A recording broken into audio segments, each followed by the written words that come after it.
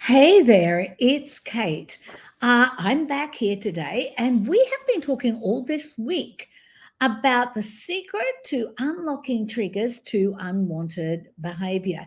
If you're just dialing in for the first time today, I am Kate. Yes, I am a Christian speaker. I'm an author of Find Your Purpose, Find Your Passion. I'm a singer songwriter. Yes, lots of creative things in my life, as well as a mum to 12 children. Yes, I did say that correctly. I have 12 children and 12 grandchildren. And I'm also a life and health coach. So I want to talk today, following on from yesterday, where we talked a lot about the triggers and where they can be, where our triggers can be. Today, I want to talk about how we can remove some of those triggers of unwanted behavior. And let's just face it, this is not the easiest thing you're going to do this week. And you're probably not going to do it this week. You're probably going to get a start on it this week. But once you make up your mind, which comes down to what we talked about, being aware that you do not want this behavior in your life anymore, being aware of it, reflecting on it, and making a decision to get rid of it is where you are right now. And in doing that, and having that mindset to do that, that is going to be very, very helpful for you. So I want to give you some of the options around how we actually get rid of these triggers. We unlock the secrets, change the behavior, get rid of the secrets.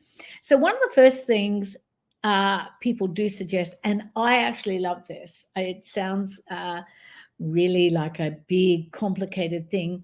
But therapy is a really good way to do it. And seeking a special type of therapy, which is called CBT. In other words, it's cognitive behavioral therapy, or there's also another one called dialectical behavior therapy or exposure therapy. It can be highly effective. Now, what happens with these two therapies, they start to get you really looking at what you're saying to yourself. So, in other words, some of the words you're saying to yourself, as also some of the thought patterns and mind patterns, because let's face it, anything you're thinking that you let go down that rabbit hole and keep escalating and keep escalating, that is exactly what's going to end up creating the results you get, whether you like them or whether you don't. In some cases, there may be a need for some medication. You may do some things because you're highly stressed. You may have some anxiety. So always explore all of your options here. Now, I'm not telling you to run off and go and get the anxiety medicine at all, but sometimes unwanted behaviors are coming out of a situation where you need to go seek professional help and see whether you do have an underlying cause that is exacerbating the behaviors you are trying to get rid of. Anxiety disorders and ADHD are very common. I have anxiety. I am one of those people. I can't even tell you why. And I'm a life coach. I'm very much in control of my brain. I can't tell you why, because my body has a mind of its own when I walk into the doctor's office and see the blood pressure machine. I can tell you it's not going to be the same reading that I had sitting in my home in my kitchen this morning. So our body sometimes really does get a little out of sync and needs some help to get back into sync. So don't be afraid of that. Go and consult your doctor if these behaviors are starting to get to be interfering with your life. This is when you really do need to go and seek some professional help. Support groups. A support group is enormous. I have one of my children who was talking to me about a support group, and she said, I don't want to go to a support group and talk about my problems there. I don't want to air all my problems. And I said, but don't you understand that the people that are in the support group are going to have the same issues? They're trying to get rid of the same unwanted behavior that you are. So you can be a comfort. You can be a help, not only to somebody else, but they can be help to you, and you can feel like you're supported on this journey of ultimately changing your behavior. Lifestyle changes. This is a big one. Modifying those environments and daily routines can help eliminate and reduce triggers. I recently took something out of my life, and I'm not at a place yet because I want to really dig in and see all the benefits of taking this particular thing out of my life has done, the benefits of it over the behavior and the habit that I had. But making those lifestyle changes, every now and again, I go to do an activity and I go, oh, hang on, that's associated with da da da da da da. And so you have to start to change some of your routines. And I have done that. I have changed a lot of my routines up to the point now that it really doesn't matter anymore because I'm far enough away from the habit that I've had, the unwanted behavior I had, that it is not affecting me so much in normal circumstances. But sometimes in the beginning, it is a very good idea to remove the environment that causes the trigger. Mindfulness and relaxation techniques. I cannot tell you how much this is one of the best things that you can do to help yourself. Being mindful. We are not mindful a lot of the time. Even myself, being very aware of mindfulness, I can tell you that there is a lot of times that my brain can just run away with itself, with down its little rabbit hole of thoughts that it's had around certain things for most of my life. And then I go, uh-oh, and I have to stop myself. I have to reprogram the brain, which the brain does not like.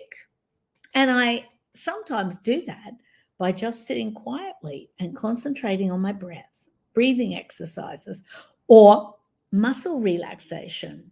Maybe it's time to just sit in the chair and let all of your body drip to the floor and relax.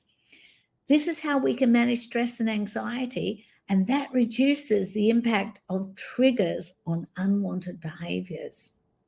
Self-help resources. There are lots of self-help books. This is a self-help, whatever you want to call it, podcast, whatever. But this is a self-help journey that I'm giving you right here. I'm teaching you about how you can help yourself with these different methods. There's lots of things. Go look up the internet. We can look up everything is on the internet these days. There's a lot of apps that can offer guidance on identifying and managing triggers. I've got several apps on my phone that help me. I have my Fitness Pal. I have that on there to help me keep track of my fitness.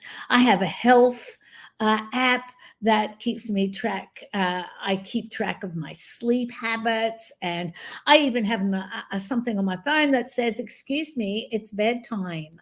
So some of these things can help you to keep on track. Go look for them and use them. In the majority of cases, these are free. Get some professional consultation. We've talked about this before. Consult with a professional. There's occupational therapists, behavior analysts, educators. They can provide tailored strategies for you. Life coaches, health coaches, all sorts of things, groups online. Get some a consultation with somebody that can assess. Somebody outside can always see better at what you're doing and how you can help yourself than you can in the moment. Holistic approaches. I am very in favor of this. I have a whole health, whole body approach. I don't believe we can get healthier in our body without getting healthier in our mind and healthier about how we think, healthier about our mindsets. It's a whole body thing. It's not only just physically changing something, it's mentally changing something. It is emotionally changing something. It's spiritually changing something. All of these layers go to help you to remove these triggers. And community services. In some regions, there's community services and organizations that offer programs and resources to help you deal with unwanted behaviors. And they can include counseling, vocational training, and social support. A lot of times you might find that your local church has counseling within their church, and that can help you as well to get back in touch, not just with your thoughts, but your whole body. As I said before, I call it MEMS: mental, emotional, physical, and spiritual, whole body health. And that's what I am about. So they are some of the ways that you can begin to remove the triggers for unwanted habits in your life and unlock the secrets to actually changing, making radical change in your life. Okay, I will be back tomorrow to finish this series and sum it all up. So there you have it. You have an awesome rest of the day, and I shall see you tomorrow. Bye.